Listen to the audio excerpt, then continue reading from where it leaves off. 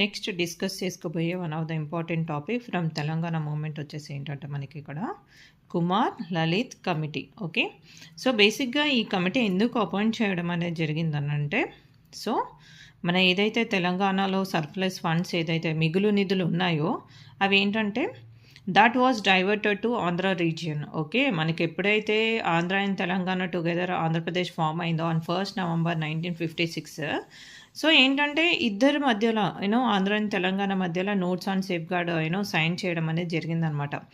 But ఆ safe guards ఏవైతే ఉన్నాయో అవి కంప్లీట్గా వయలేట్ చేయడం అనేది జరిగింది, అవునా కదా? సో ఏదైతే మనకి తెలంగాణ రీజనల్ కమిటీ ఫామ్ చేస్తామని చెప్పారో అది కూడా ఫామ్ చేయలేదు. ఓకే, సో ఏదైతే అడ్మినిస్ట్రేషన్లో భాగంగా ఏవైతే మన రెవెన్యూ సర్ప్లస్ ఏదైతే ఉందో, సో అదేంటంటే that should be spend for the development of Telangana, అవునా కదా? సో మన తెలంగాణ రీజియన్లో ఏదైతే బడ్జెట్లో భాగంగా ఏదైతే మిగులు నిధులు ఉన్నాయో అవి ఏంటంటే అడ్మినిస్ట్రేషన్ ఖర్చులకు పోగా రిమైనింగ్ ఏవైతే ఉన్నాయో that amount should be used for the development of Telangana. So ఇక్కడ ఏం జరిగిందంటే rather than using for the Telangana development ఏవైతే సర్ప్లస్ ఫండ్స్ ఉన్నాయో అవి ఏంటంటే మనకి ఆంధ్ర రీజియన్కి డైవర్ట్ చేసుకోవడం జరుగుతుందన్నమాట. సో అల్టిమేట్గా లూజెస్ ఎవరు ఇక్కడ? Telangana region people. Okay, so all party మీటింగ్లో భాగంగా ఏదైతే మనము తెలంగాణ 1969లో కొత్తగూడెం ప్రొటెస్ట్లో భాగంగా ఎప్పుడైతే మనకి పెద్ద ఎత్తున ప్రొటెస్ట్ జరుగుతుందో అప్పుడు ఏంటంటే ఆల్ పార్టీ మీటింగ్కి కాల్ ఇవ్వడం జరుగుతుంది అన్నమాట.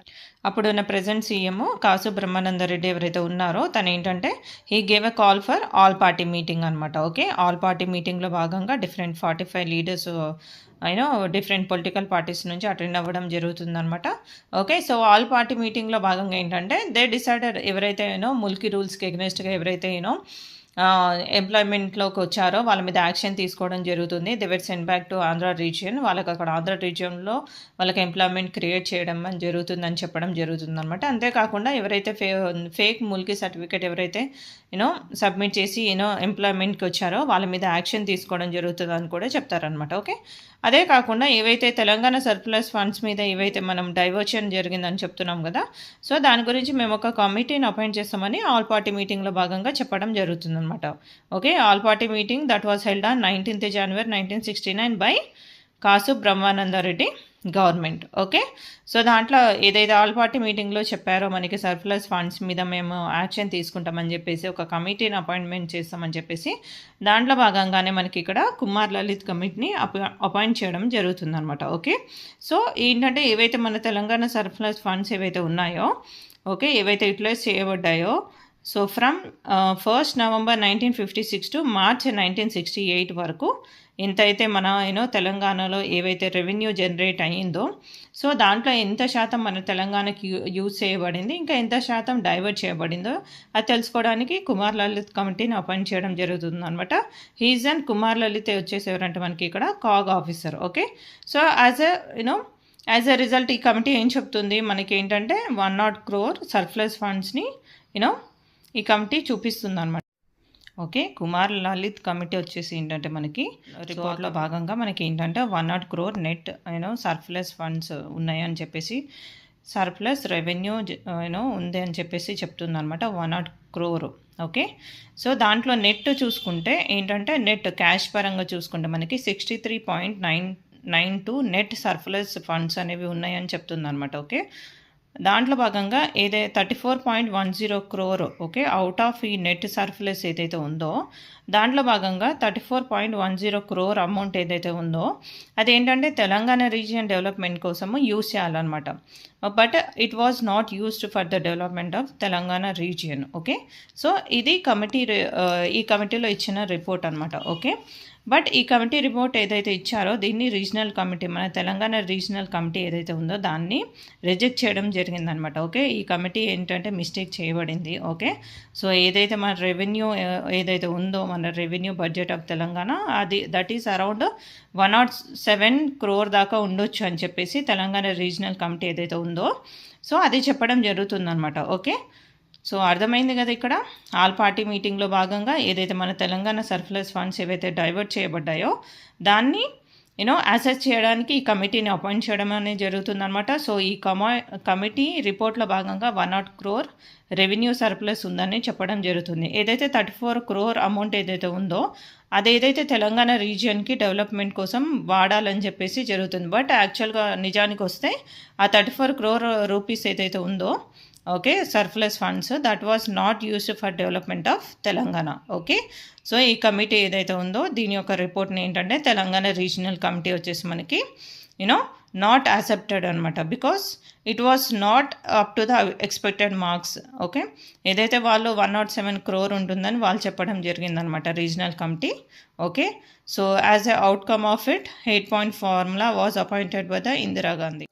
సో ఏదైతే తెలంగాణ సర్ప్లస్ ఫండ్స్ మీద ఏదైతే కుమార్ లలిత్ కమిటీ ఇచ్చిన రిపోర్ట్ ఎప్పుడైతే that was not acceptable to Telangana regional committee. So అప్పుడున్న present prime minister Indira Gandhi ఎవరైతే ఉన్నారో తను ఏంటంటే 8-point formula to resolve this issue తను ఏంటంటే 8-point ఫార్ములాని ఇష్యూ చేయడం జరుగుతుందనమాట. Okay so that was on 11th April 1969. Okay 11th April 1969లో భాగంగా ఇందిరా గాంధీ 8-point ఫార్ములాని ఇవ్వడం జరుగుతుందనమాట. ఓకే సో దాంట్లో పాయింట్స్ చూసుకుంటే ఏంటంటే మనకి ఏదైతే తెలంగాణ మిగులు నిధుల్లో ఏదైతే మనకి రెవెన్యూ సర్ప్లస్లో ఫండ్స్లో డైవర్షన్లో భాగంగా ఒక పర్టికులర్ కమిటీని అపాయింట్ చేస్తా అని చెప్పడం జరుగుతుందన్నమాట. ఏదైతే మన తెలంగాణ డెవలప్మెంట్ కోసం ఏదైతే ఫండ్స్ ఏవైతే డైవర్ట్ చేయబడ్డాయో ఓకే డైవర్ట్ చేయబడి మనకి ఏదైతే తెలంగాణకి లాస్ జరిగిందో సో దానికోసం మనకి ఏంటంటే ఫండ్స్ అరేంజ్ చేస్తామని కూడా చెప్పడం జరుగుతుంది అనమాట. ఓకే అదే కాకుండా ఒక తెలంగాణ డెవలప్మెంట్ కమిటీని అరేంజ్ చేస్తాము. సో దానికి మనకి ఏదైతే చీఫ్ మినిస్టర్ ఉన్నారో తనకు తెలంగాణ డెవలప్మెంట్ కమిటీకి హెడ్గా ఉంటారు.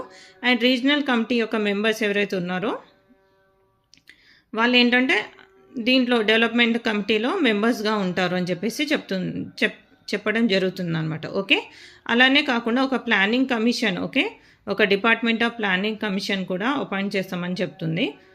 ఇంకా అదే కాకుండా తెలంగాణ రీజనల్ కమిటీకి ఎక్కువ పవర్స్ ఇవ్వడం. ఓకే సో ఏదైతే మన తెలంగాణ రీజియన్లో భాగంగా ఏవైతే ఇష్యూస్ ఉన్నాయో వాటిని రిజాల్వ్ చేయడానికి ఓకే తెలంగాణ రీజనల్ కమిటీకి మోర్ పవర్స్ ఇవ్వడం జరిగిందనమాట. And constitutional safe guards to the jobs అనమాట. తెలంగాణ జాబ్ల పరంగా ఎవరైతే ప్రాబ్లమ్స్ ఫేస్ చేస్తున్నారో వాళ్ళకు ఒక కాన్స్టిట్యూషనల్ సేఫ్ గార్డ్స్ ప్రొవైడ్ చేయడం జరుగుతుందనమాట. Okay so UPSC based government for resolving the issues ఏదైతే ఎంప్లాయ్మెంట్ వాళ్ళకి సర్వీస్ పరంగా ఏదైతే వాళ్ళు క్రైసిస్ ఇష్యూస్ ఫేస్ చేస్తున్నారో వాళ్ళకి ఏంటంటే యూపీఎస్సీ బేస్డ్ గవర్నమెంట్ని ఫామ్ చేస్తాము టు రిజాల్వ్ ద ఇష్యూ. అంటే ఏదైతే వాళ్ళ సర్వీస్ పరంగా వాళ్ళ ప్రాబ్లమ్స్ ఫేస్ చేస్తున్నారో దానికి యూపీఎస్సీ బేస్డ్ గవర్నమెంట్నే ఫామ్ చేస్తామని చెప్పడం జరుగుతుంది అనమాట. Okay so once in 6 months under the leadership of prime minister okay ఏవైతే based on Telangana region development గురించి కావచ్చు once in 6 months under the leadership of prime minister ఒక కమిటీని ఒక మీటింగ్ అరేంజ్ చేస్తామని కూడా చెప్పడం జరుగుతుందన్నమాట by Indira Gandhi. Okay so ఏదైతే మనం తెలంగాణ సర్ప్లస్ ఫండ్స్ డైవర్ట్ చేయబడ్డామని మనం ఏదైతే ప్రొటెస్ట్లు చేస్తున్నామో దాంట్లో భాగంగా ఏంటంటే ఇందిరా గాంధీ అష్టసూత్రాల ప్రకటన అంటాం అనమాట దీని తెలుగులో. So that is on 11th April 1969. Okay so తన పార్లమెంట్లో ఈ పాయింట్స్ డిక్లేర్ చేయడం జరుగుతుందన్నమాట for the development of the Telangana. Okay though 8-point formula was announced. ఇప్పుడు 8-point ఫార్ములా ఏదైతే అనౌన్స్ చేయబడిందో by prime minister Indira Gandhi okay so ఇది ఇంప్లిమెంటేషన్లోకి రాలేదన్నమాట. 8-point ఫార్ములా ఏదైతే చెప్పారో ఇందిరా గాంధీ గారు so it was not implemented. Okay so 8-point ఫార్ములాలో భాగంగా ఏదైతే తెలంగాణ సర్ప్లస్ ఫండ్స్లో ఏదైతే అన్యాయం జరిగిందో తెలంగాణ రీజియన్కి సో దీంట్లో ఫస్ట్ పాయింట్గా ఏంటంటే ఏదైతే మేము ఒక కమిటీ అపాయింట్ చేస్తాము to review the surplus funds of Telangana అని చెప్తారు కదా. సో దాంట్లో భాగంగా ఏంటంటే జస్టిస్ వశిష్ఠ భార్గవ కమిటీని అపాయింట్ చేయడం అనేది జరుగుతుందన్నమాట. ఓకే సో ఆ కమిటీలో భాగంగా కమిటీ ఇచ్చిన రిపోర్ట్ ఏంటో ఇప్పుడు చూద్దాం. 8-point ఫార్ములాలో భాగంగా ఏదైతే ఇందిరా గాంధీ గారు మనకు ఒక కమిటీని అపాయింట్ చేస్తామని చెప్తారు కదా so that is to review the surplus funds of the Telangana which were diverted. Okay so ఏదైతే మన తెలంగాణ ఫండ్స్ ఏవైతే డైవర్ట్ చేయబడ్డాయో వాటి కోసం ఒక కమిటీని అపాయింట్ చేస్తారని చెప్తారు. That is what justice Vashishtha Bhargava committee that is on 22nd April 1969. Okay to review the surplus funds of Telangana.